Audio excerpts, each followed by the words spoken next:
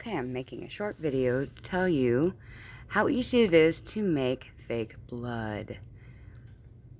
So what you're going to need is one bottle, the 16 fluid ounces of the light corn syrup, preferably without the vanilla. I didn't realize it had vanilla in it. But you're going to need 2 food coloring sets because you're going to need 2 of the red. Now, sorry, my hands are a little bit bad. Okay, so you got 2 bags, the plastic fork, and then what you're going to do is you're going to take, before you start mixing colors, sorry, I got hair stuck to my hand already. It's sticky, just FYI. You're going to take about half of the corn syrup, and you're going to put 1/4 of it in one bag and 1/4 of it in the other bag. This is going to be vital for getting your colors set the way you want it. You can make a more fresh blood, or you can make it a little bit more of a dry blood. What's nice about the Karol syrup is it will remain looking wet no matter what. Once it dries, it'll stay put, but it will get goopy and gooey, and it's going to be a matter of trial and error for what you want to do and how deep you want the colors. So you've got one baggie with a little bit of the Karol syrup and the other baggie with the Karol syrup. I put the bags into like a small glass or a mug first, and pour 1/4 of it in one and 1/4 of it in the other. Now what you're going to do is you're going to end up using 2 of these red food dye. I started off just with the baggies because what I want is 2 different colors. I want one, like I said, that's a little bit more of a brown base, and then I want the other one to be a little bit more of a purple base. I'm sorry, that hair is killing me here. Anyways, so you get those 2, and then what you're going to do is you're going to start off with adding roughly about 25 to 30 drops of red in both of the baggies that are sitting in the glass. Be careful because you are working with food coloring, which does stain, but it washes out, fortunately. So, unless, you know, you've been handling plates that are covered in blood. So, when you do that, you got your base set colors for the 2 baggies. Now, what you're going to do is you're going to take the remaining of the 2 red dyes and you're going to put them straight into the bottle. You can screw it on, you can just rotate it and whatnot. You can use the plastic fork, well, actually a fork might work if it fits in the bottle, but I used a knife. The one I had holes in the handle because they're decorative, something dark side. But it works great for being able to mix it a little bit better. You get a little bit. Once you get that going, then you can turn the bottle. As you can see, it is very thick. You're not adding any water to it. You don't want to add water to it. You can just go with the straight corn syrup. Go light, not the dark. I don't know how the dark would turn out. I haven't experimented with that. I just used the light corn syrup. So, light corn syrup. You fill with the remainder of the 2 red dyes. Now, you go ahead and mix that. It's going to be a really, really bright red. It's going to be too red, obviously. You want to make it as lifelike as possible. So what you do in order to darken it in one bag, after you do about 25 drops of the red food coloring in the baggie, per baggie, you're going to take the one baggie and you're going to add a drop of the blue. You're going to mix that up. Now, what you are doing with the blue is you're causing that red dye to darken. So it's going to be a little bit more like a really dark, fresh cut blood. As you can see, this is very, yes, it is very, very dark. But what you want to make sure is you don't go too purple with it. Now, this is the great part about the other food coloring colors that you have, so you can adjust the coloring to counteract if it becomes a little bit too blue. But what you want to do is just go and add one at a time. Now with the other side, what you're going to do is you're going to put 1 drop of blue, and then you'll put 1 drop of green. Now, when you mix those colors together, it's going to cause it to get a little bit more of a brown color to it. Now, depending on what color of blood that you're going for, whether it be a little bit more dry blood, it has a tendency to look a little brown, or if you're going to go with the wet, deep color, that will be like more of a blue side. You can always use a little counteractive, but not until last minute if you think that you've gotten something a little bit off.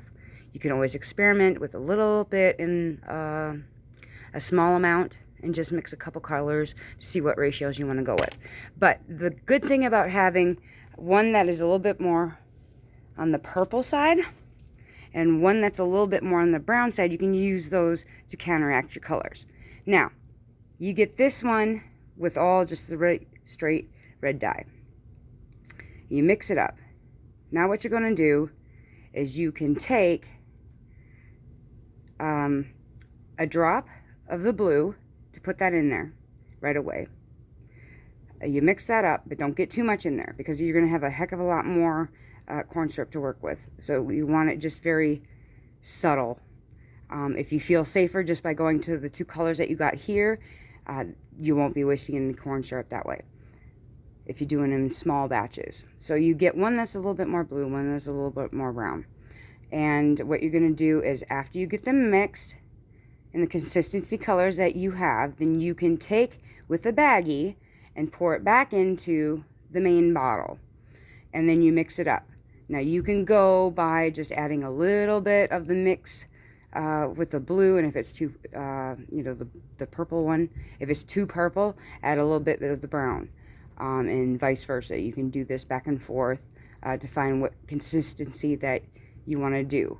But I find that, when you're mixing the two different shades of blood, you want to make sure that you only do the darker colors, and be very careful with the green too. Because you're going to have two darker colors that are going to be going along with it, and you can counteract with a little bit of the yellow to just make it more of that, more of a brown tinge to it. But be careful. Only do it because you can't take the food dye coloring out of it. Go with the darker colors that are not red, one drop at a time until you find the color that you prefer. Because the straight red food coloring is going to be too light. And you don't want it to look like pie filling. So that's why you have the two different colors, the one that has a little bit more of with the green mix and the one with the blue mix, to make those two different colors. Then you go and you can add those straight from the bag and put it directly in there and just go ahead and make sure that you get it completely filled. You're going to have those air bubbles that are going to work like a lava lamp to mix all those food colors up so you can get the consistency that you want to get.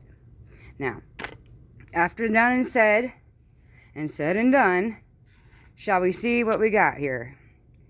You can see the different colors right there of the two. I think that one is a little bit more of the reddish, brighter color red. This one's the deeper. That one's the one that had a little bit more blue into it and a little bit of the green just to darken it up a little bit more. So shall we find out exactly how well my blood turned out? Forgive me, I got a little bit on my hands. I am going to test it. I have a trusty, well, I can't reach it, so I'm not going to do it that way. All right, let's do it this way. I'm going to put my tripod up because I'm having a little problems with it. Bear with me here. It's a little top heavy with the new phone. We are going to put this right here so we can get the plate in here. There we go. That's better. So now it's also going to consider, got to consider skin color. If you're going to be putting on white, obviously it's going to be lightening it up because it is just a clear color. But without dramatics, Pardon, I got a little bit of red on there just because I was using the food color. So let's just go ahead and get ourselves a little bloody here. As you can see, if I can turn over here, I'm kind of pale, but with the bright lights, yeah, it's a little bright. It's showing a little bit redder than I thought it was. But if you see the consistency when it's nice and condensed a little bit more, you get yourself a nice thick coloring, and you can adjust the coloring as well for however deep. Sorry, my son's upstairs correcting the dog. To get the deeper color, the deeper shade, but it's thick, and this coloring looks terrible with this light. Let's turn it off, huh? We got too many lights on here. It's gonna get sticky, sticky, sticky. Okay. Can barely see it because of the low light. I'm sorry about that, guys. The other light. Yeah. Hold on. No, it's the same thing, of course. But anyways, my camera lighting is a little bit not really that great. But you can see on the plate, you know, where it's thicker. As it starts to dry, of course, it's going to get stickier. The more concentrated it is, the deeper the color. And this is the importance of the blue dye. As you can see, if I look, hang on a second here. If you look at the dried area here and some of these other colors that were in the bag where it's a little bit more thick, it looks way darker, but it will hold a better consistency. When you first put it on or use it, it's runny, but it will eventually dry some and become a little bit more sticky, and I can't do that with that light. Okay, that's not going to help. So,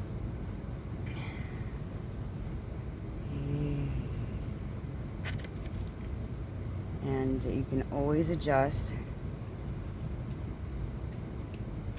coloring, and the best part about it is, see now how nice and thick that is. You can see it a little bit better in the lower light here. Sorry about that, it was a little bit too bright, it's showing through it. But once it's up against the skin, it has a much better coloring as the blood would be. And the best part about it is, yes, it does stain, so be careful with clothing unless, you know, you're going as mass murder or something like that. It will wash out because it's just food coloring. And, but I think it looks fairly good, and like I said, you can always do adjustments on it to make sure that your blood is dark enough. You can always adjust it with layers.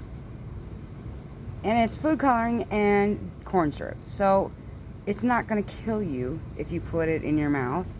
It's not going to kill you if you dribble some on your face. Just be aware that you're going to have, it's going to dry eventually. But you want to certainly make sure that, you know, you let it get a little chance to set before you know, touch your face or something like that, because it will just dry. It will completely dry. But the nice thing about the corn syrup is it will still have that wet, glossy look to it, even when it's dry. And it will crack some, and it will shrink some, and it will work with you as far as that's concerned, for, you know, texturing. And like I said, the more you let some of it dry and you just reapply, the darker it's going to get. I would say that's a pretty substantial, nice cut there, if you didn't know better. And this is my first time making it. I just came across this recipe. I was like, you know what? I'm going to give it a try. And honestly, I'm pretty impressed with it. So, like I said, This one's going to be vital. The blue, this is blue, sorry. The blue is going to be vital to darken it some.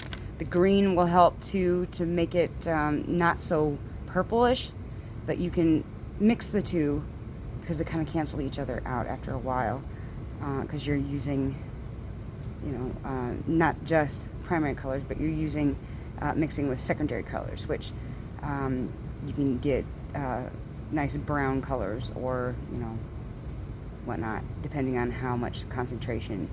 You can go black or brownish or whatever. But the secondary colors are going to play a big part in trying to get your color hue as your blood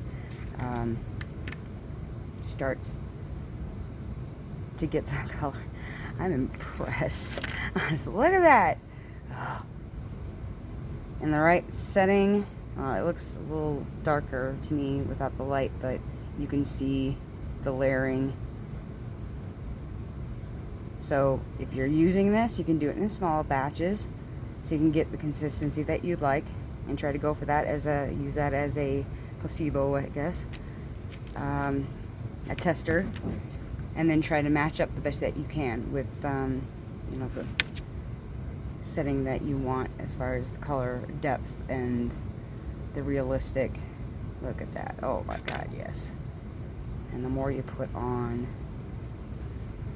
you can blow on it, use a hair dryer, I don't know, just anything that could help. Use cold setting though, don't use hot, because it's just going to make it more runny.